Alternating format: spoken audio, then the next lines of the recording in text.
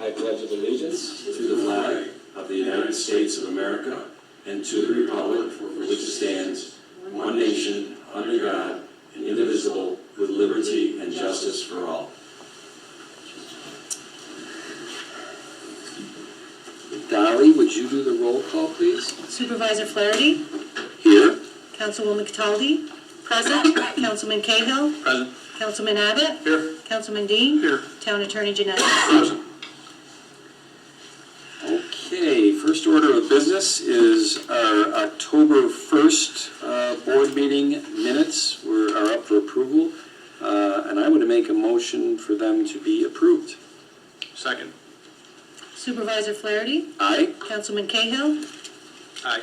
Councilwoman Cataldi. Aye. Councilman Abbott. Aye. Councilman Dean. Aye. All right. Next up, and probably what everybody is very excited to enter into, is the public hearing to discuss the 2021 preliminary budget, which I think a few weeks ago, Dolly, was submitted to you and posted in the town clerk's office. And this is the next step in the process that will, I think, I know will ultimately conclude with an adopted budget by the town board sometime probably in the next month. So before we take any comments from the public, COVID-19 obviously has challenged us on our town board meetings. We have an array of the town department heads in the room. We have several of them that are calling into the meeting. So depending upon the public questions that come in and who is the appropriate person to answer them, it could be interesting because if it is a department head that's in the room, I'm sure they'll be able to go up and be mic'd up. If it's one that is calling in remotely, hopefully we can have them answer the question to the point where on the phone, through the microphone, everybody here can hear it, but also all the people watching at home on channel 1303 and live streaming. I'm going to give a little summary of the preliminary budget. And,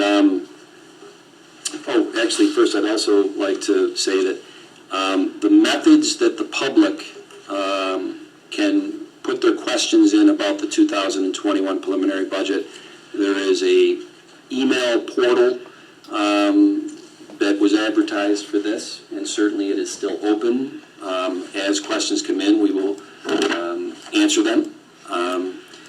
Unfortunately, the phone call-in mechanism, we are having some technical difficulties, so I would ask that anybody who is trying to call in have patience with us, and please, I hope you have a computer where you can email in your question, because we really do want to make sure that we've taken every precaution to make this as much a public hearing in the COVID restrictions that the governor's executive orders have put on us, with people not being able to be in the room. So, with that being said, and I want to thank Paul Adams, our finance director, who really is about 90% responsible, if not more, to the summary of our 2020 preliminary budget. The town of Webster kicked off the 2021 budget process in early May. Each department head was instructed to put forth their best effort to minimize the tax increase to the citizens, while providing for the needs within the respective departments. The department heads presented their budgets during the televised budget workshops that were held on July 30th and August 6th. In order to balance the budget and maintain the same level of service, the town had to determine how to handle rising annual costs due to inflation and other metrics.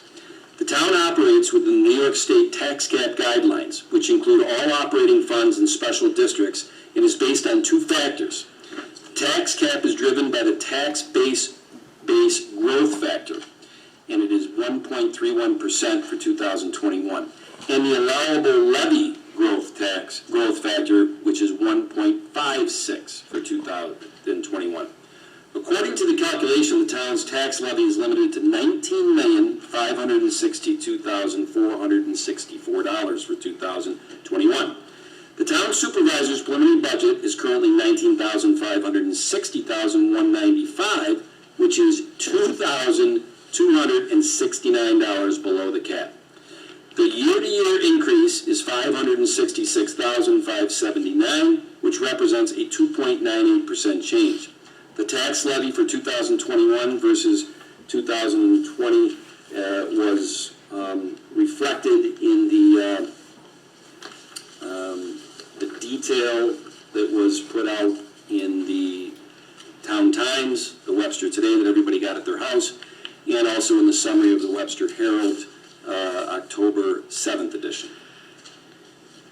Now, there are three other funds which do not require a tax levy. The Debt Service Fund, which is utilized to reduce the net cost of serial bonds, the Webster Public Library, which is funded by the General Townwide Fund, and the Parkland Trust Fund, which is financed by parks and recreation fees.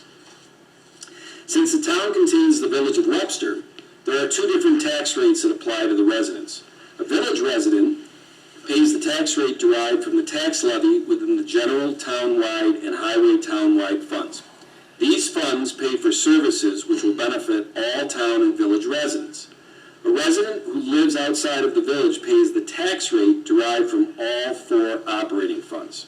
The estimated tax rates for 2021 compared to 2020, once again, were reflected in the Webster Herald summary of October 7th and also in the Town Times that went out to all houses. The sewer fund provides wastewater collection and treatment services to the residents who live outside of the village. There is an operation and maintenance called O&M rate, which is paid by the 14,760 residents who own a home that is connected to the town's sewer system. This O&M rate covers the cost to fund the collection system and the wastewater treatment plant. There is also a capital charge which is paid by the 15,372 residents who are connected to the system or have a collection line running in front of their home. The capital charge rate pays for equipment, treatment plant upgrades, and debt service for the past capital projects. Once again, these estimated sewer rates for 2021 compared to 2020 were summarized in the two periodicals previously mentioned. Revenue. The town benefits from a number of significant revenue sources other than property taxes, which have been budgeted flat year to year based on the potential effect from COVID-19 pandemic. The key revenue categories are as follows. Cable vision fees, $550,000. Recreation programs, fitness membership and classes, $848,100. Lodge rentals for our parks, $100,000. Mortgage tax, $980,000. Sales tax, $3,940,000. Building permits, $120,000. In consolidated highway improvement program, which I think is called CHIPS, of $295,000. Monroe County Snow and Ice contract for $395,000. Monroe County Highway Improvement contracts, $200,000. Park and recreation fees for $150,000, and commercial sewer charges and entrance fees of $722,726. I will stop here to add something into this that I have said many times. For every dollar of revenue that the town of Webster can bring in, all factors being equal, is one less dollar we have to tax our citizens on their real estate taxes. Interest revenue. The town invests its excess cash in fully collateralized investments, which include U.S. Treasury bills, U.S. Treasury notes, and certificates of deposit. The amount of expected interest revenue has been budgeted very conservatively across all funds at $110,400. Due to the pandemic, the federal government has tried to stimulate the economy by decreasing interest rates from over 2% a year ago to the current rate of 0.5% on U.S. Treasury bills. The town is making every effort to maximize the earnings. Expenditures. The greatest portion of the town's budget provides funding for many services that are provided by the employees. The types of services run the gamut. They include the court system, law enforcement, fire safety inspections, animal control, park maintenance, programs for senior citizens, the fitness facility, recreation programs, public works, drainage improvements, leaf pickup, snow plowing, maintenance of the roads and bridges, Webster Public Library, the wastewater treatment plant, wastewater pump stations, and the entire sewer collection system. The budget also includes special districts which cover the cost of capital improvements and maintenance for drainage, lighting, parks, sewers, and water supply lines. The total expenditures budget for 2021 is $35,304,671, which includes $3,144,177 of interfund transfers. These interfund transfers effectively gross up the expenditures and revenue. The net estimated expenditures for 2021 equal $32,160,494 and are broken down as follows. Employee compensation is $13,027,205. That's 40.5%. Contractual costs, $7,067,922. That's 22% of it. Employee benefits, $6,453,246. That is 20% of it. For those keeping track at home, employee compensation, employee benefits aggregate to 60.5%. And anybody who owns a private business, it probably runs at the same number for their employees. Debt service, $2,149,521. That's 6.7% of the budget. Capital purchases, $1,866,700. That's 5.8% of the budget. And retired employee benefits, $1,595,900, which is 5% of the budget. And that totals up to $32,160,494. The town employees fall into 5 groups, which include the non-union administrators and part-time workers, the blue-collar union, which is comprised of highway and the sewer department, the police union, which is comprised of the police officers, and the white-collar union, which is comprised of office administration. There are 3 union contracts which cover approximately 120 full-time employees. The blue-collar and white-collar contracts provide their members with a 2% cost of living increase for 2021. The police contract is in its final year and has not been settled for 2021. The employee benefits are driven by the terms of each agreement. Debt service represents 6.7% of the budget, and it consists of serial bond principal and interest payments for prior debt incurred to complete various building and infrastructure projects. It also includes bond anticipation note payments for current and recent projects that have not yet been rolled into long-term serial bonds. The remaining budget is made up of capital purchases and contractual costs. Some of the key items within these categories are as follows. The assessing department will take the first step toward a full reassessment by incurring $70,000 to contract with a consultant who will serve as the revaluation project manager. This will be a 3-year plan which will affect the 2021 through 2023 assessment rolls.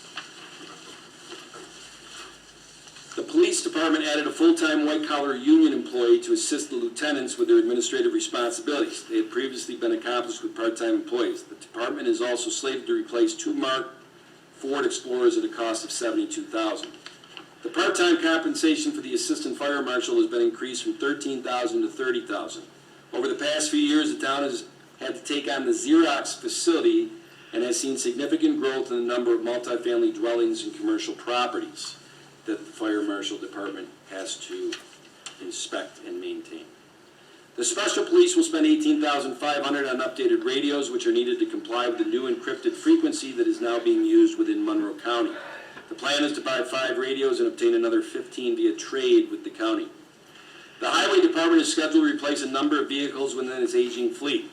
The planned replacements include a rubber tire excavator for $280,000, a 10-wheel dump truck for $265,000, a crew cab truck for $205,000, and a box van for $50,000.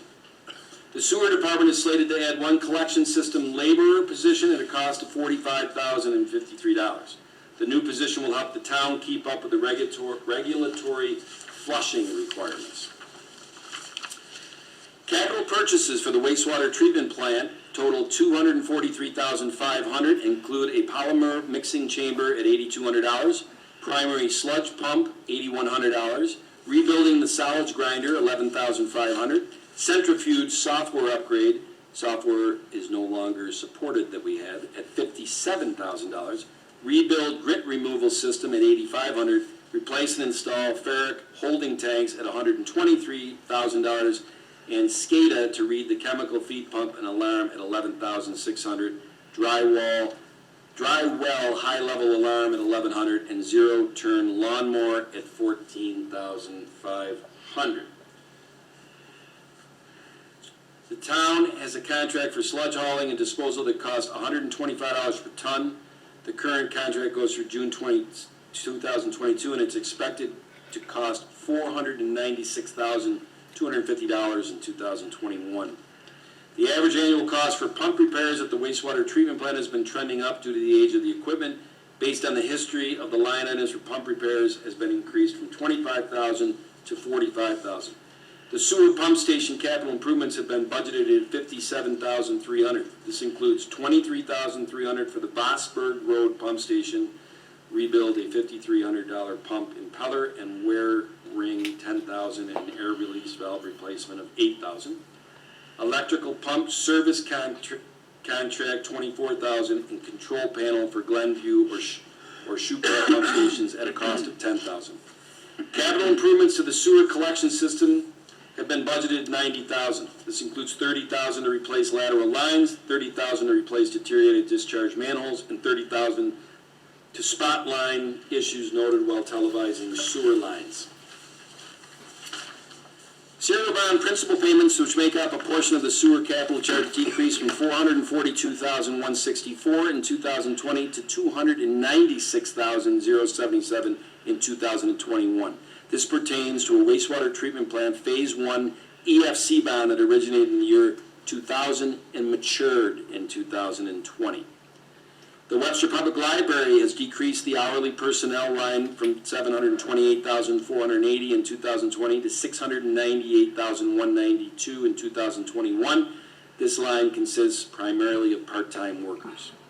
The library leases space in the Webster Plaza. The cost of $421,838 will remain relatively flat year to year. It consists of rent of $246,466, common area maintenance charges $98,372, and real estate taxes of $77,000.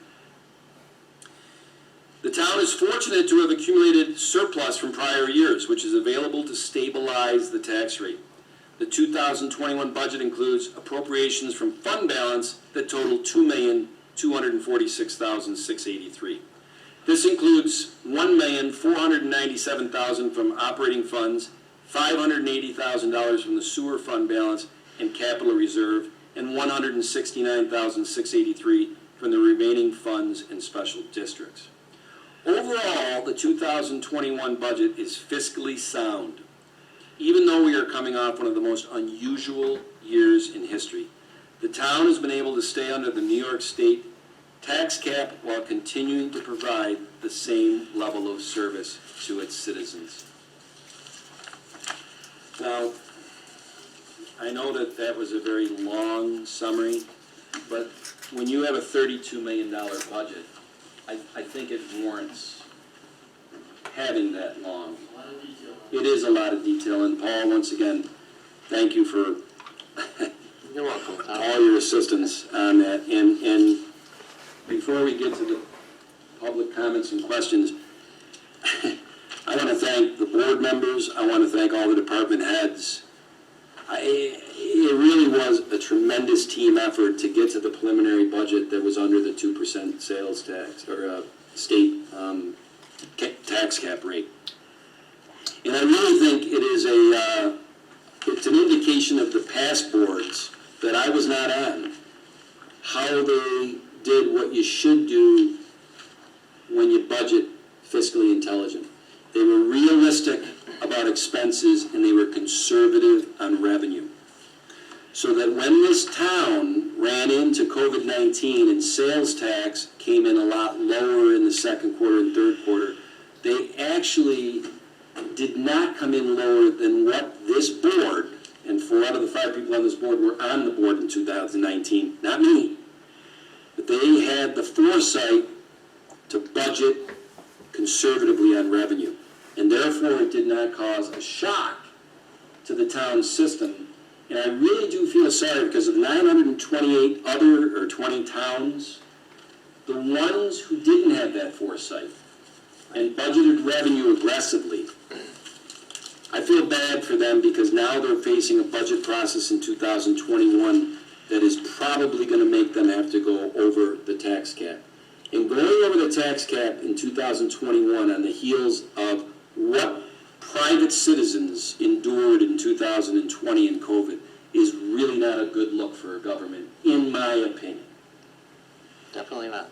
I'll jump off my soapbox. The big revenue category that was affected by the COVID was sales tax.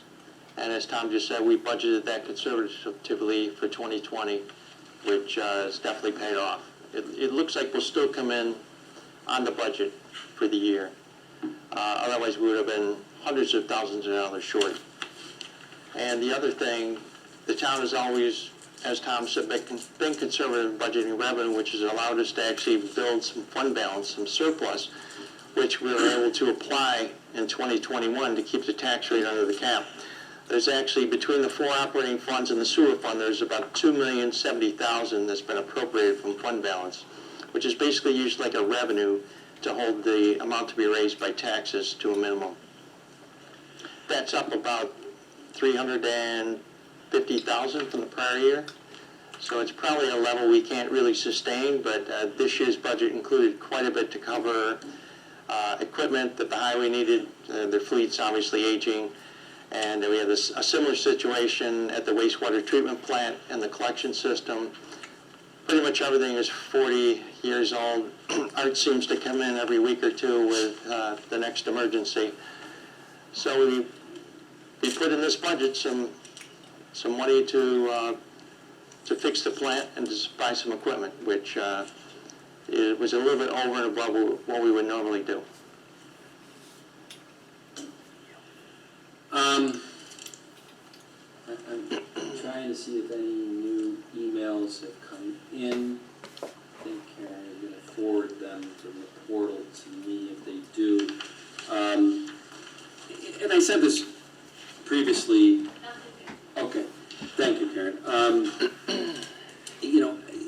We're still trying to figure out these board meetings during COVID. They're just clunky. It's not the way they were meant to be, to have citizens and the government in the same room is the way they're meant to be, and we just don't. If we're going to follow the governor's executive orders, we can't do that. We cannot have the citizens in here. So it brings up an interesting point about how a question about the budget. This past week, I got probably 5 or 6 emails to my email address with really good questions about the 2021 budget. And each of these people actually referenced, hey, I got the budget in the, I saw it in the Webster Herald, or I saw it in the Town Times, I should say. And I have a question about this. And I go, that's great. I replied to him, that's great, but you need to get that into the portal. That you can't have that answered unless it goes through the proper conduit of a public hearing. Think about it this way. If somebody called me and asked a question in a non-COVID time frame, and I'll look to you, Charlie, not to give you a gotcha. If somebody called me 3 days ago and said, I have a question about the budget, and we had this conversation, would it be appropriate when we had a public meeting, when everybody's here, to say, well, Jim or Mary who called me is not here, but I want to reference their question? Yes. See, that's interesting you say that, because I would say that they have to submit the question at the public hearing. Well, you have the option as chair of this meeting to decide on how you want to answer it. Okay. You could say, here's a question that was presented, and I could answer it. If Yeah. it's something of general import. Okay. Well, we're learning on this one because there were some good, actually one was, because unfortunately of the 6, I didn't say it's 6, none of them followed my advice to put them into the portal. I will tell you, one of them was, they noticed that we have credit card processing fees of $37,500 in the budget. To the layman, they're like, what the heck is that? And I explained to the person, I said, well, if you're receiving revenue, the parks and the, the lodges and dues for the rec center, millions of dollars that we just said of revenue, if we accept that revenue from our citizens via them paying by credit card, we pay credit card processing fees.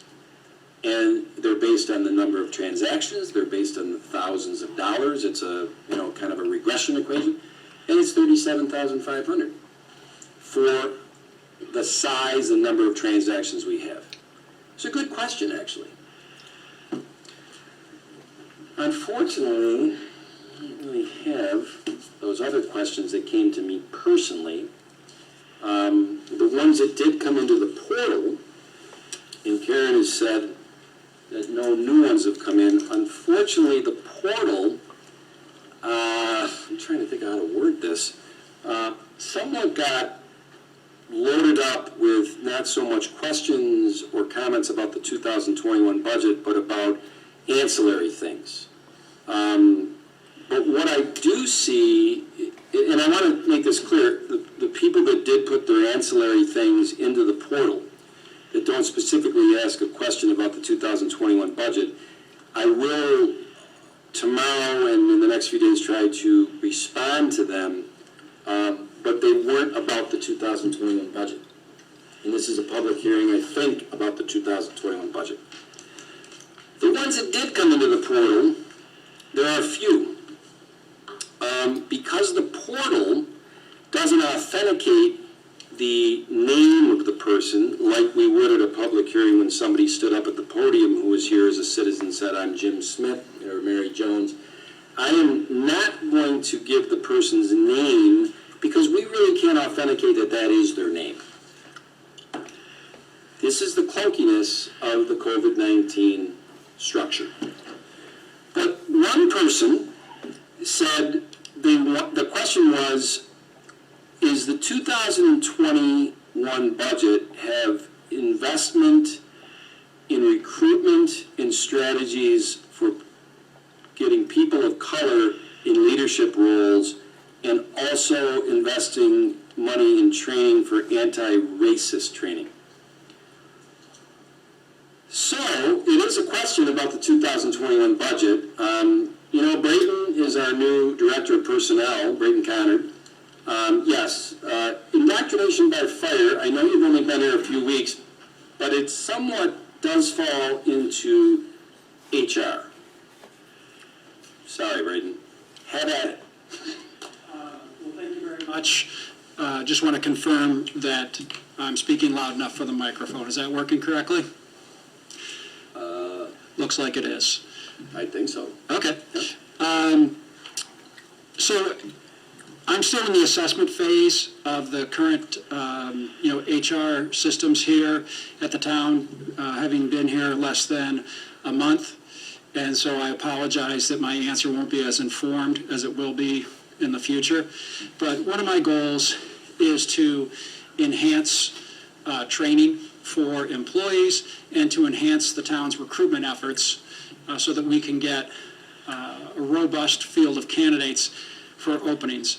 And, government positions tend to be highly specialized and needing a unique set of qualifications, and so it behooves us to have a robust field. And so by robust, I mean a great choice for managers to pick from of qualified candidates, and of course that also means having opportunities for every type of person in every protected class as well.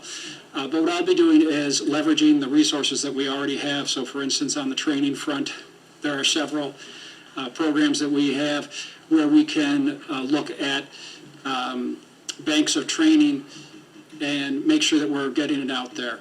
It's more of an issue of making sure we're aware of the resources that we already have and leveraging those resources. On recruitment, we've already upped our recruitment efforts on Indeed and LinkedIn by branding Town of Webster pages on those two platforms. And so I think that when we're in an active recruitment, we're going to get a good diverse set of candidates.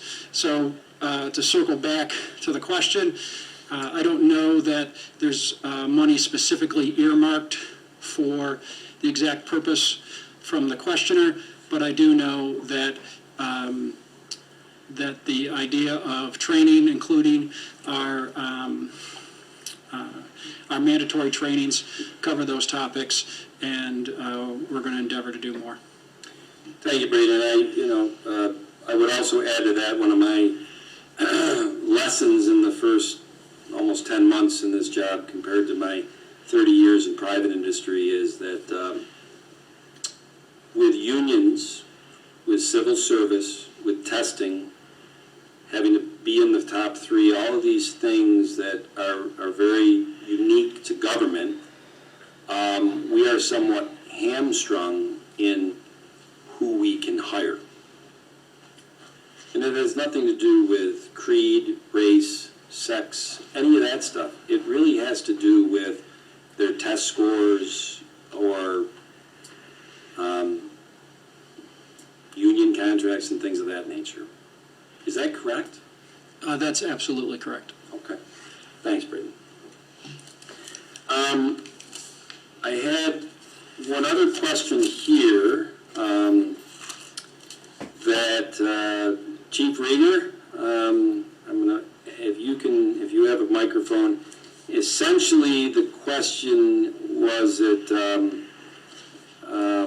is there money in the budget in 2021 for the police department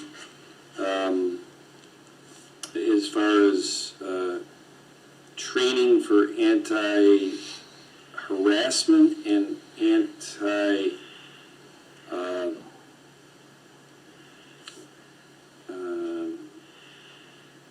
harassment and racism? I'm just given what the words were of the question, so. Yes, Supervisor. The Webster Police Department, for 20 years, since 1999, has been an accredited police department, which that means is we follow over 130 standards that the state advises us that we have to follow to be accredited. With that training, there's standards that we have to have at least 21 hours of training. We exceed that as normal. Some of those are use of force policies, policies on vehicle pursuits, and also training. Much of this training is mandatory. There's firearms training, things like that, and then there's training that we can put in on our own. I do have money budgeted for training. The governor, Governor Cuomo's executive order that he put out earlier this year on police reform and reinnovation. Basically, we are going to consult with stakeholders in the community, and I personally attended several town hall meetings and have been with faith-based leaders to see what types of training they would like police officers to have in regards to implicit bias training, procedural justice, and those are trainings that I will look for putting my officers into. So with the training budget, most of the training I'm fiscally responsible in the police department, so I try to get training done when I can find it free. There are different sites we can go on and do like online training. Some training we have to pay for, and there is some money in that for our training budget. So I'm not opposed to training that the community thinks is important for the police officers to have, and I look forward to providing that training. Thanks, Chief.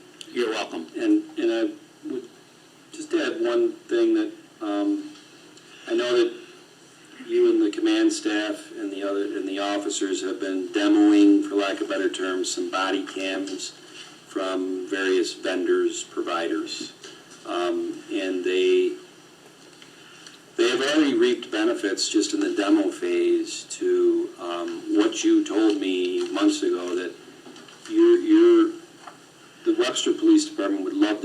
body cams because you know you're professional, you know you follow protocol, you know your officers are doing the right thing, and they're to the mantra of serve and protect. And the video and audio footage of those body cams will tell a story that maybe won't be the same story that the citizen that your officers interact with are telling. And I really hope that we can move forward on that body cam thing to have it permanent for all the officers, all the shifts.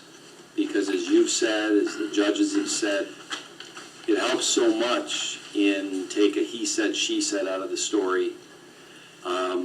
Because usually the full body cam footage will tell a story that judges and juries and law enforcement and just rational people can look at and say, well, we can see what happened there. Yes, it provides the whole story, not this small little portion that unfortunately sometimes is out there in the media. Yeah. And I think the thing that I was most impressed by, and I'm an old guy, I'm 55 years old, when body cams first came out 20 years ago, my friends and family who were in law enforcement, I don't think they liked the idea. They didn't. But over the last 20 years, and your force is young, many of your officers aren't even 30 yet. They've grown up in the camera, cell phone world where everything's on tape, so it doesn't freak them out at all. And I'm being slang, but they're like, strap them on us. We know we do a good job. And we know that the tape of these things will exonerate us 99.9% of the time of anybody who's questioning and gives a different version of what they did in a certain situation. And that really resonated with me a couple months ago when you and the command staff told me that. And that's why I'm very much in support of moving that needle down the line if we can keep it fiscally responsible on the body cam. So thanks, Chief. Thank you. Just one thing, Chief, I wanted to mention. I just want you and your officers to know that I believe everyone in this room and our entire community supports the Webster Police Department. Just wanted to say that. Thank you. Well, unless Ms. Buck is, or my computer isn't working, that is the only comments from the public, which I went back the last couple of years during non-COVID, and this is, amazingly enough, not unusual. Even when non-COVID, when the public could come into the room, it was about 2 comments on average the last few years. So I guess we were at the average. I'm a rookie at this, so before I conclude the public hearing, do any of the department heads or any of the board members have anything to say or ask about the budget? You should close the public hearing first. Thank you. Well, then I'm going to close the public hearing. Now, before we move on to the next order of business, does any of the department heads or board members have anything to say about where we're at currently in the 2021 budget process?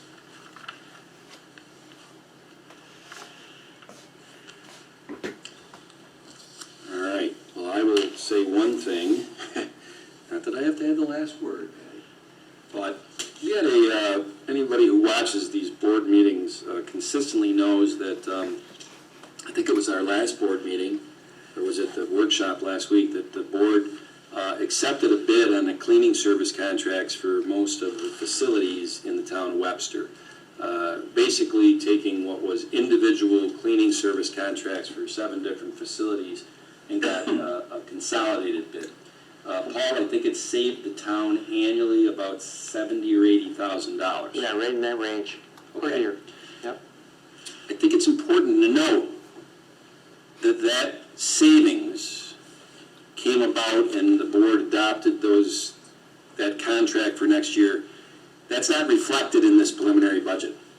So that's $70,000 or $80,000 less than this preliminary budget. So when we're moving toward adopting the final budget, I like the fact that we're still, Paul, you are a forensic auditor, my friend, because you are still every day showing opportunities where we can slice expenses off without losing any service That's right. to the community. And I don't envision between now and when we adopt the final budget that we would take the savings that we just got and fill it in some other way in the budget. I would like to go about, and I know tonight you're going to be doing one of the budget transfers and stuff. It gives the flexibility for 2021 as things come up Sure. for that, and I won't steal your thunder on that, but it does tie into, in my opinion, the flexibility to have budget transfers. It does. It's almost a built-in contingency. Creates a little space. Yeah, okay. Well, moving on. Hopefully, the rest of this is pretty housekeeping boilerplate. I think that it was Deputy Supervisor Cataldi who was reviewing the PO, purchase orders and bills this week. I did. I was here yesterday and today reviewing the bills, and I found all to be in order. I would move that we pay the bills. Second.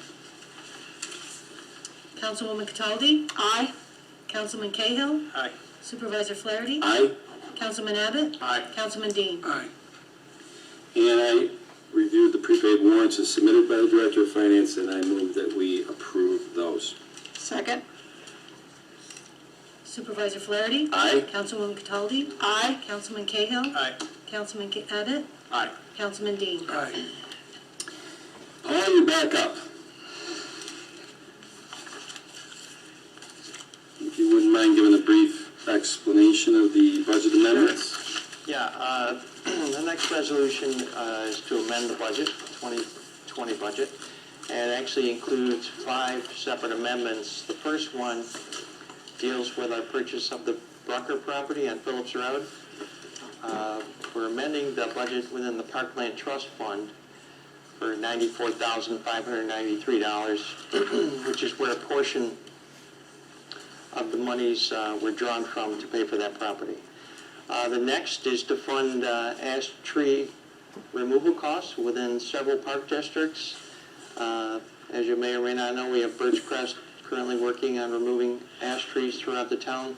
Some of them fall within park districts, and there's actually $56,300, which we're amending to various park district budgets to cover that expense. Third is the general fund contribution to finance the Ridge Road sidewalk project. A year or so ago, the board approved a resolution to fund up to $501,000 toward the cost of the Ridge Road sidewalk project. That's well underway. So this budget amendment just creates the budgetary funds needed to move those dollars into capital fund, into the capital project that's actually where the expenses and the revenues are going to be recorded to take care of that project. Number 4, we have an $860,000 budget amendment to the sewer fund. It's actually, we're taking the $860,000 from the sewer capital reserve to pay for capital project H0222, which is to finance the Clem Road and Fawnwood Drive pump station improvements. Those resolutions were passed over the past few weeks by the town board. And then the 5th one is to fund the purchase of a 2003 International bucket truck for the highway department. It's actually the cost of the truck is actually being covered with CHIPS money, and the total on that is $34,581. So we've expanded the the highway townwide fund so that we can make that purchase. Any questions by the board? No, thank you, Paul. Yep. I make a motion to approve the 2020 budget amendments as submitted by the Director of Finance. Second. Supervisor Flaherty, Aye. Councilman Abbott, Aye. Councilman Dean, Aye. Councilman Cahill, Aye. Councilwoman Cataldi. Aye. Paul, this is your night. This is the I'm up again. it's all finance tonight. It's all finance. It's all about the numbers. Yep. So the next resolution is to approve some budget transfers. The two material items within the group are $30,648 to cover the cost of a purchase order to begin the process to convert the Paychex payroll system to the Munis software system. And the second item is to fund the cost of accessorizing the new truck that the special police have purchased. And that's $14,962. There's a number of other transfers, but they're relatively immaterial. We're just covering money within departments for certain line items that were running close, getting close to going over. And Paul, I know I've said this before when you've had the budget transfers at previous board meetings this year. It's a net sum zero game. Nest to zero. It Yep. does. So it is basically as time goes on during a year and you're like, yeah, this line item that we budgeted $1,000 for, Yep. we know we're only gonna need $700 for it, so we've got 300 we could move to some other line item that we're starting to see as time goes on, we're gonna need more. Budget is an estimate, so we just adjust as we go. Try to stay ahead of it. Yeah. As the purchase orders are created, that gives us our cue to make sure the funds are in place within the line item that's going to be hit. So Yeah. we try to move the money before the purchase order is approved.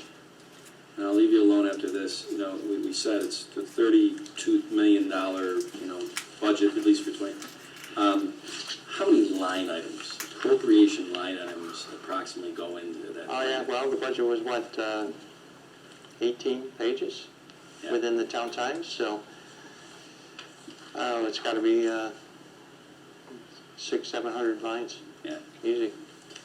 So you're never going to be dead nuts accurate No. on 700 line items. Well, I make a motion to approve the budget transfers as presented by the Director of Finance. Second. Supervisor Flaherty, Aye. Councilman Cahill, Aye. Councilwoman Cataldi, Aye. Councilman Abbott, Aye. Councilman Dean. Aye. Well, it's not all finance tonight. Terry, do you want to say anything about the next one, or are you just thumbs up?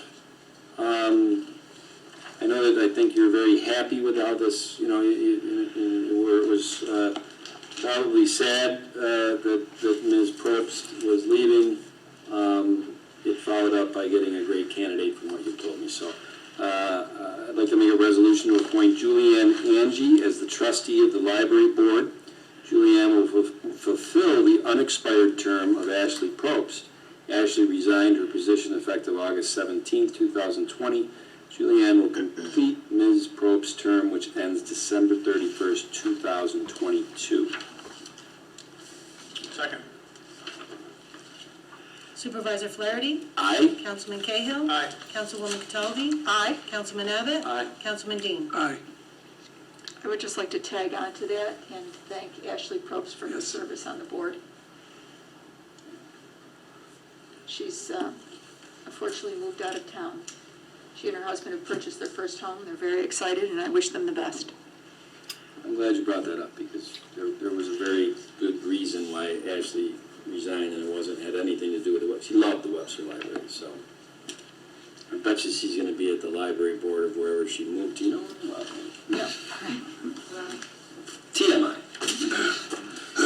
All right. Well, I don't know if this is the next and last item on our formal agenda. Is one more descriptive for Paul or for Chief? Probably Paul. I'll let you guys fight over I think it. it's actually more for the chief. It is. Oh. It's, or actually for Steve. Is there I several forgot. laptops that the police had which are being disposed of? Yeah, they were police laptops, but Steve's disposing of them. Steve, you got a big, loud voice, but without a microphone, I don't know if that really resonated with the people at home. He thought he was devil's in the details, so if you wouldn't mind just,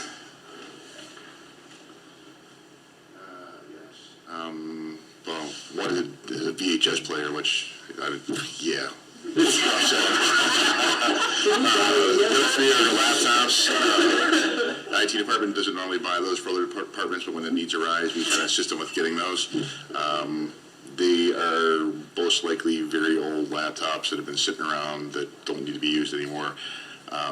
Since the town recycles all electronics, and we have a great vendor that does that for us, all towns provide electronic scrap to the IT department, and then we have it properly disposed of. So, trust me, if the police department's getting rid of technology, it's definitely dated like the VHS. yeah, well, that, I mean, your reaction, how you described that was priceless. So, without further ado, I'm going to make a resolution to declare the following as disposition of assets from the police department: Dell laptop asset number 01494, Dell laptop asset number 04145, Dell laptop asset number 05466, and is it Daewoo?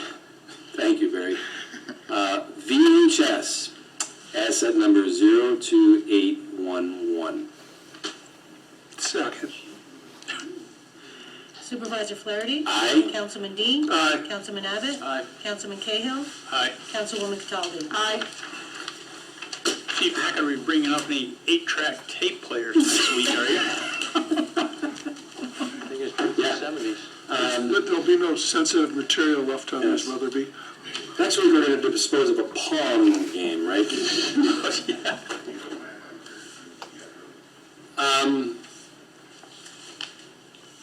Does anybody, John? No. Patty? Actually, Sorry. I hate to do this. I'm going to ask the Director of Finance if he'll go along with this. Could I have a very brief, or ask for a very brief executive session to discuss a matter of proposed litigation under Public Officers Law, Section 105(1)D? I promise no more than 5 minutes. No, I mean. It's either going to be now or we can do it next week, but We might as well, and I mean, certainly, if that's the motion, well, that's what Charlie said is the motion I would like to make. Second. Supervisor Flaherty? Aye. Councilwoman Cataldi? Aye. Councilman Cahill? Aye. Councilman Abbott? Aye. Councilman Dean? and I would ask that the Director of Finance be invited. Okay. Well, luckily for all of you, you can get home at a reasonable hour, and we will too, right, Charlie? Yes. And I promise, 5 minutes. Where the only thing that, well, the TV is gonna go blank for this, but I guess we would come back just to end the board meeting. Once again,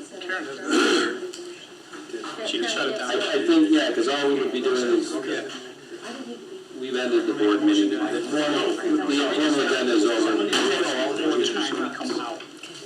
Okay, and we will record that in the minutes, the time we come out. Right. Which will show how long we were in executive session. Yeah. That is Better wonderful. not be more than 5 minutes. Yeah.